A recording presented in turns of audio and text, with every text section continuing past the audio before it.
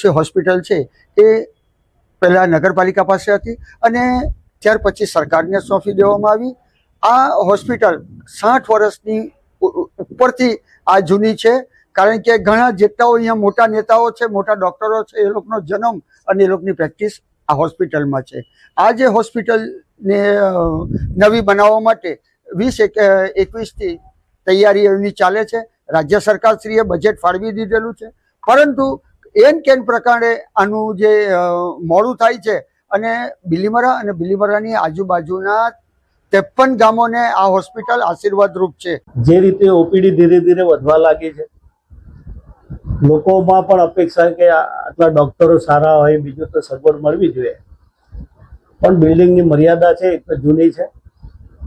એના કારણે મેં પણ આજથી અઠવાડિયા 10 દિવસ પહેલાં જાતે વિઝિટ કરી, મારી કલેક્ટર સાથે પણ વાત થઈ, એમને પણ કહ્યું કે તમે પણ એક વખત આવીને જોઈ લો, અને જો એની ગુણવત્તામાં મુસીબત હોય તો એક વૈકલ્પિક વ્યવસ્થા પણ આપણે બીજી કરી શકીએ.